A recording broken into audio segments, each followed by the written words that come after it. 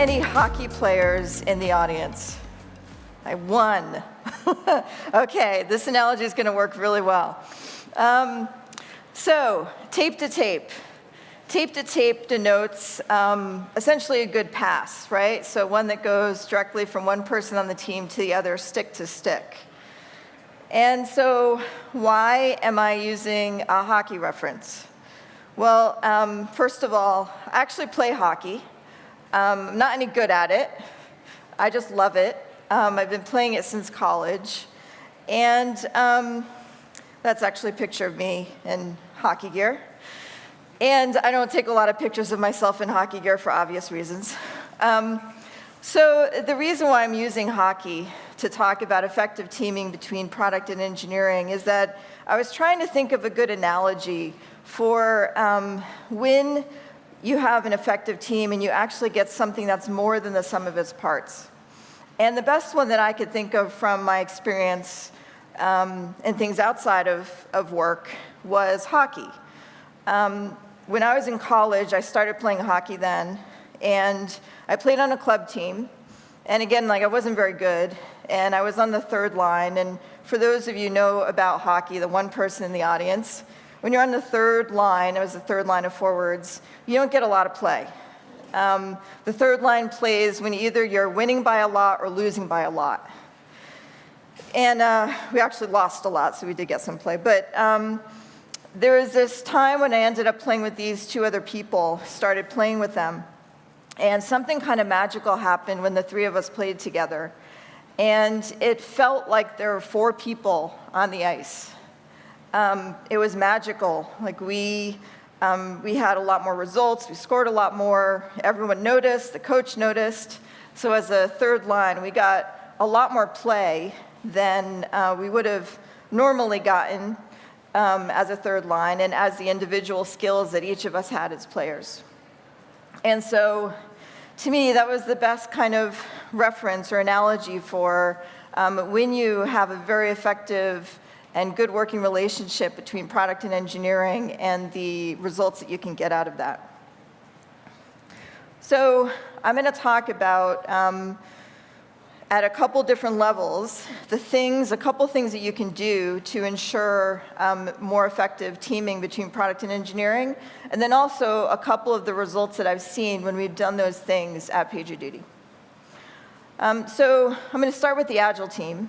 Most organizations here assume work in Agile teams, Scrum teams, and at PagerDuty, our teams both build code, they also operate the code. That means they go on call. And we really do things at PagerDuty to reinforce that the team is the unit.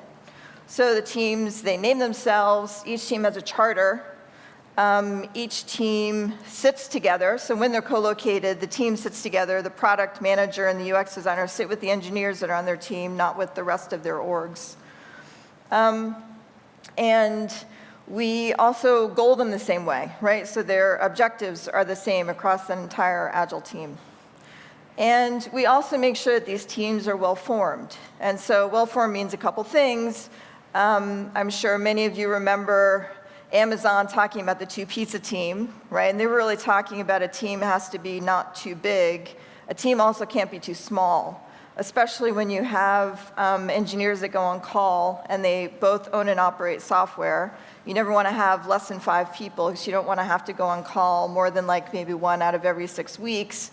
Even better to have 6 people because things happen in life. People sometimes leave, they have family emergencies, they go on vacation. So, and we also make sure that we staff for all the skills that are needed. So I heard someone, and probably multiple people today, talking about autonomy. You want to make sure that team has the autonomy that they need to ship code. So what does that get you? When you do these things, and of course you also have to have the team spend time working together, figure out how to work together. So these are just some of the things you need to do. But one is that you get support and redundancy. So it's really important for product managers to get out and talk to customers. And when they're out traveling, talking to customers, they're not necessarily spending a lot of time with the engineering team. And so we really make sure that the engineering manager, or maybe the tech lead, can stand in for the product manager when they need to make sure that if the product manager has to be out for some reasons, they can continue to represent what it is that we're working on, represent what the customers need to move the backlog forward. Same thing happens the other way.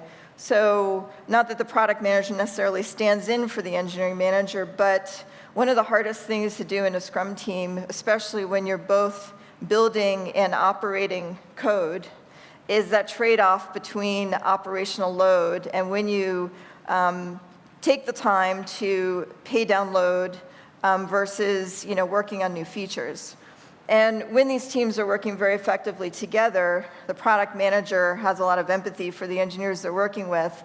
And so when there is operational load, or when operational load is getting heavy, it'll be obvious to the product manager, and they'll make sure that they schedule the things that are needed. And both of these things, both the engineering manager being able to step in for the product manager to move things forward, to represent what it is we're building and why, and the product manager to understand when it's important to make investments when needed in reducing operational load, these things both contribute to velocity. It seems maybe a little counterintuitive, but when you make small changes, as I'm sure many of us know, as opposed to waiting for something dire to break and then you have to spend a lot of time to fix it, it actually gives you more velocity, not less. So that's something that we've really seen, is that these teams that work well together can cover for each other when people are out, can do so and then not lose their velocity. Okay, so let's talk about the next level, which is the manager of managers. So that could be like a director of product management, someone who's managing many product managers, and then say a director of engineering who's managing many engineering managers. And so the one thing I'm going to talk about here is org structure. What we've found, and this is something that we changed at the beginning of this year, is that it's really important to have org structure alignment for those two people to operate effectively. And what I mean by that is two things. So one is that the scope of what they own is the same, right? So you have someone in engineering and someone in product that can team up and that own the same purview, own the same set of products or capabilities across the product. And then the second thing is that the things that they own have some commonality. Like for instance, we used to have a engineering manager, and she owned mobile and analytics and platform tooling. And there's not a lot of fungibility with that. There's different skill sets across all of them. Most people in one team don't really know what the other team is working on. And so we really changed that so that there's more fungibility within, can maybe call it a genus, like a set of teams that have some commonality or some resemblance to each other. So what do you get out of that? Well, I'll describe that with an anecdote. This happened to us recently. We had kind of a perfect storm with this one team. And what happened was we decided to change out the product manager. And we also had a little bit of attrition on the team. So the team ended up being a little short in engineers. And at the same time, we'd been waiting for this engineering manager to come back who'd been on leave, so excited that she was coming back. And just after she started, there was a life change. I think her husband ended up getting another role at another company. They ended up moving, and so she ended up having to leave. And so we needed a lot of cleanup. That's why the Zamboni, if you're wondering why that reference. We needed some cleanup for that team. We had to figure out what to do with them. And the group product manager and the engineering director talked to each other, and they figured, what they're working on is somewhat close to what this other team is working on, at least it's related. We can actually put these two teams together for a short period of time, and that will allow them to have a home, and we'll be able to manage this going forward. So then they sent out an email to myself and a couple other people on the exec team, and this is what we're doing. And it was fantastic because not only were they able to talk it out, to figure out what's the right thing to do, they were able to execute it, and I didn't have to do like any work at all. So this creates a lot of room in your organization. So the same way a lot of people talk about autonomy of the team, it's really important to create autonomy for people at the next level up so that they can both come up with creative solutions and also execute on them. All right, so then I'm going to talk about the next level, which is executive alignment. And I'm actually going to start by talking about what are the things that you get out when you have good executive alignment between product and engineering. And then I'll talk about one of the things that you can do to make sure it happens.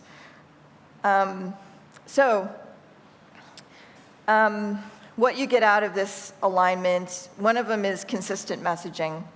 And I'll tell a story about this one too. I call this story the pesky salesperson. I'm sure none of you have ever experienced a pesky salesperson in your careers ever. So there was this pesky salesperson, and they were working, to be fair to them, working with a very large customer, a very important customer. And they wanted to get something done for that customer that they needed. And so they went to someone in product management, and they said, can you do this? And the product manager said, no, that's kind of not where we're heading, and it doesn't make sense. We can't do it right now, and gave them an answer. So then they went to someone in engineering. Engineering gave them the same answer. Then they came to me. Well, I gave them the same answer, because I just asked the product manager what the answer was. And they went to someone, I think, in executive team, engineering side. They gave them the same answer. None of us actually knew that they had gone to all of us. We found that out later. But it was actually fantastic that we all had given this consistent message. Because when you give consistent messaging like that, number one, it discourages behavior like that, right? This is like a little kid asking their mom, can I do something? And they don't get the answer that they want. So then they go ask their dad, hoping that they get a different answer, and then they can kind of play them off each other, right? That's not a good way for them to operate. And it also, like if we had given different answers, it undercuts your team, right? And it doesn't establish trust when you do that. So consistent messaging is one thing you get out of good alignment.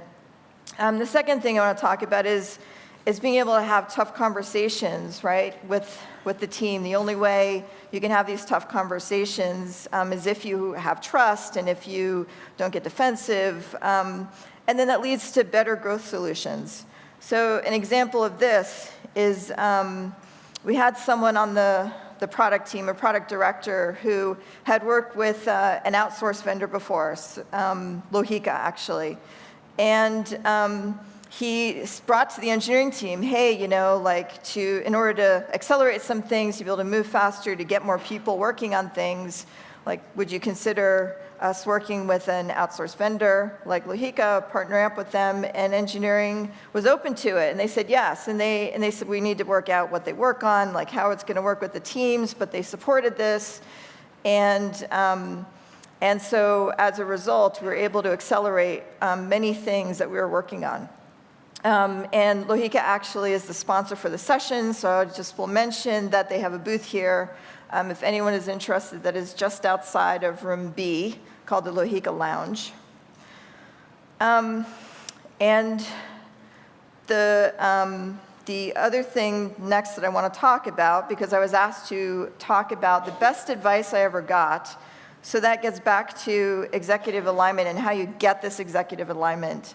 I do not have any silver bullet for this. I can just tell you that the best advice I ever got is that the most important thing about any job or role you take is the people that you're going to work with. Because ultimately, that has the biggest impact on whether you can excel, whether you enjoy your role, what it is that you accomplish. And it's more important than the mission of the company or how much you're being paid, all those things, right? They end up paling in comparison, because when you're working with people you don't enjoy working with, you can't get that alignment with, right? That ends up making your job pretty miserable. So that is my tip for getting alignment, is making sure that you're working with people that you can create that alignment with, that will work on it with you, that are not there for their own aggrandizement, but are there to work together and pull up the team and make everyone successful and make the company successful. So, I'm certainly not saying that how we work at PagerDuty is perfect. We've done a lot of things this year that I think aligned us better, and I see real market improvements and great benefits from doing so. But we'll make more changes. We'll get better next year. We have a lot of room to grow. But I definitely see a clear difference with these things that we've done now versus other places I've been in the past, and see that we have individual teams and that their members can really excel because they support each other and they can go above and beyond with the support. That we have managers that can find flexible solutions and not just find them, but can execute on them on their own, creating more space for the organization.